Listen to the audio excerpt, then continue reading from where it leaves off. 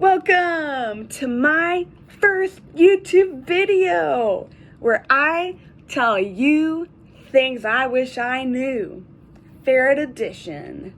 Now, little disclaimer, I've had my ferret since December. I'm not an expert or a professional, just a normal gal who decided to get a ferret with her fiance 6 months ago. So yeah, this is just from my experience. On to number 1. Do ferrets stink?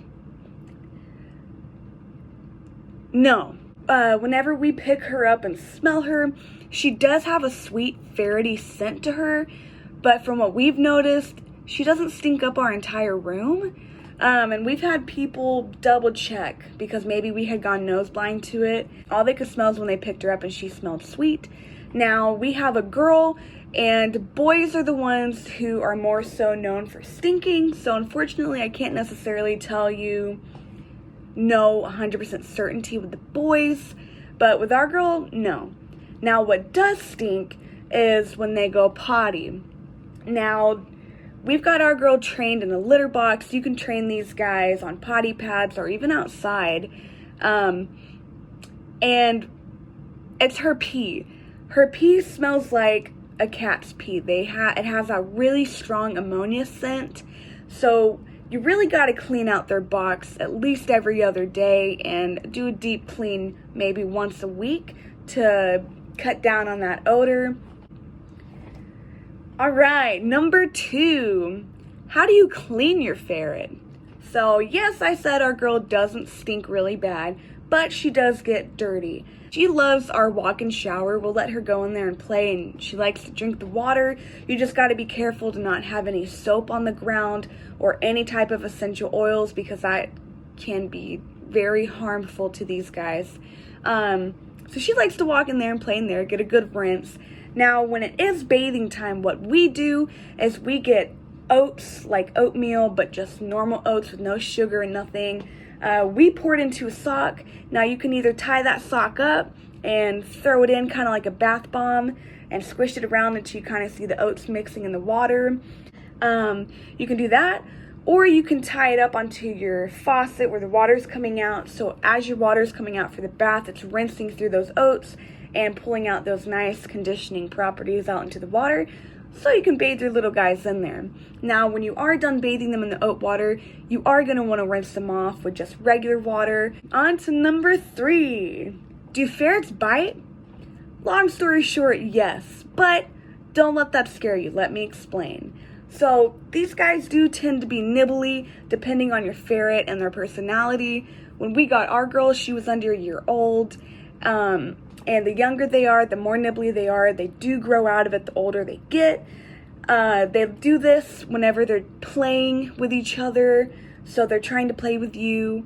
Or if they need something and don't know how to communicate it, like our girl used to do it when she was hungry or needed to go potty. But yes, you can train them. We have worked with our girl, and now she has learned other ways to communicate with us without biting. About 6 months, she really doesn't do it at all anymore, which is really good progress. Number 4, do ferrets make good pets for kids? Now, we all know that you gotta have the right personality for a ferret because these guys are spunky and nuts.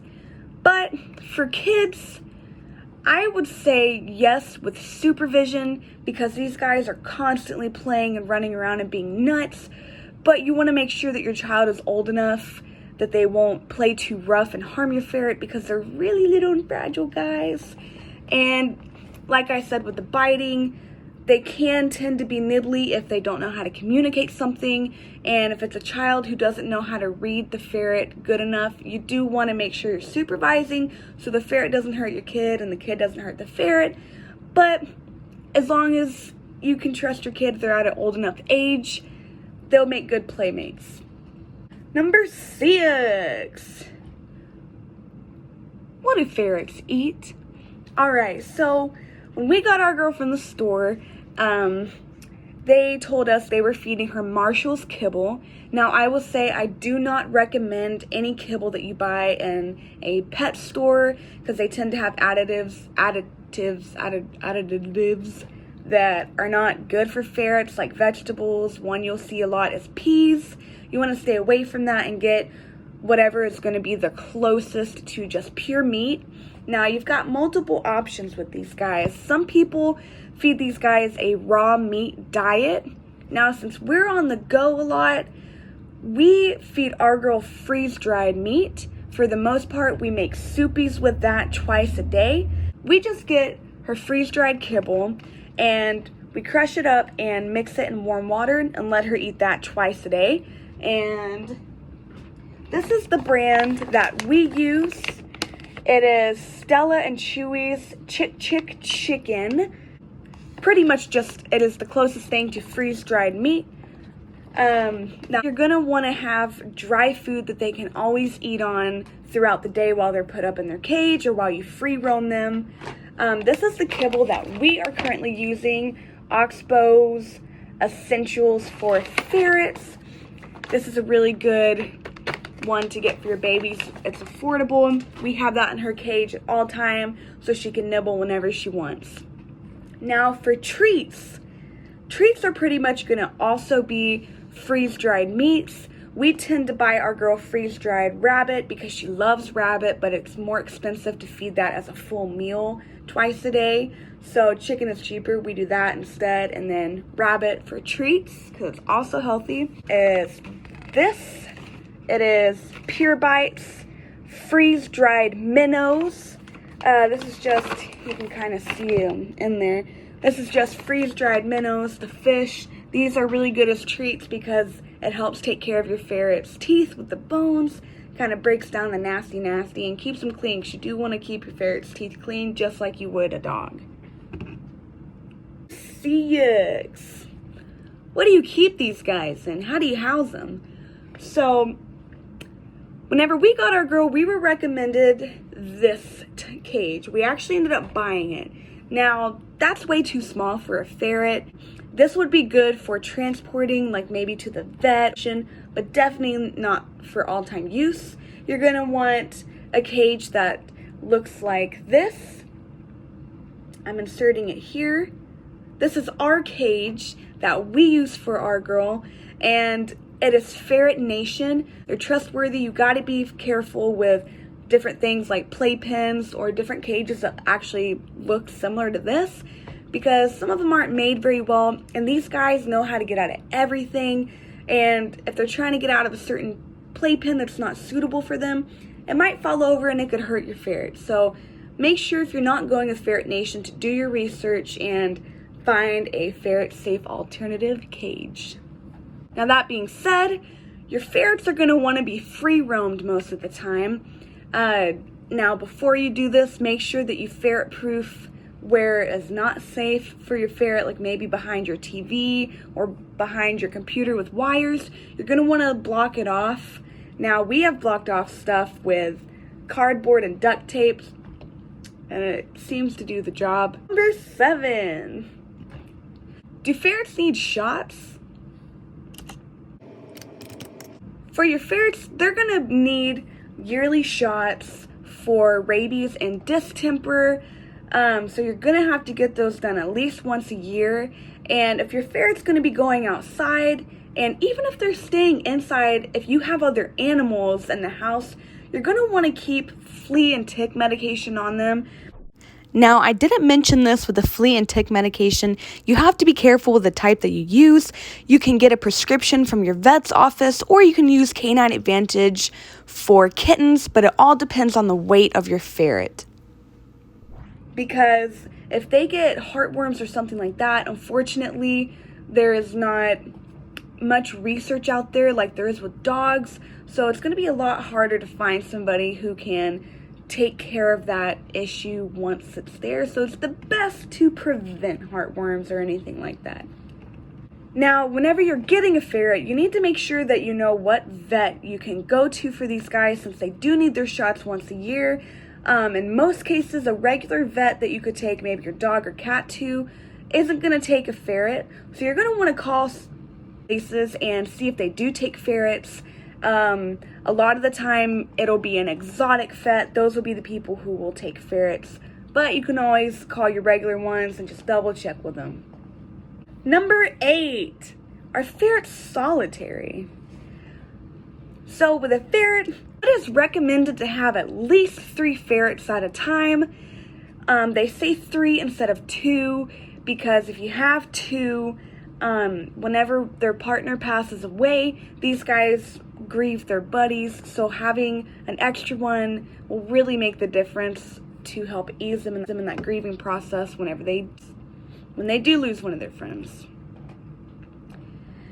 Now you can have 1 ferret, like we have 1, but if you do this, you're gonna need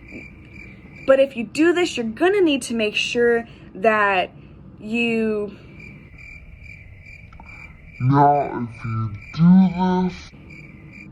Now, if you do just have 1 ferret at a time, you're gonna need to make sure that you have time to play with these guys and to show them affection because these guys are social creatures. We personally have little dogs, which we had to introduce them cautiously, but with supervision, we watched these guys, and my ferret actually has fallen in love with our dogs, and they're best buds. So between us playing with her and our dogs playing with her, she is socialized. Number 9, what to expect from your first ferret. Now, when I first got my girl, I actually got worried between the first 2 to 3 months because I had never had a ferret before. I've only really grew up with dogs and cats. So I had to really learn how to read her personality because she communicates differently than a dog or cat would. And between the 2 of us, she had to learn how I communicated. And I did bonding activities with her, which include feeding her soupies. I'll sit there with her and eat, playing with her. When she wakes up, petting her on her forehead because it reminds her of her mommy licking her, and just things like that. Another thing you're going to want to expect is your ferret is going to have to learn what your boundaries are.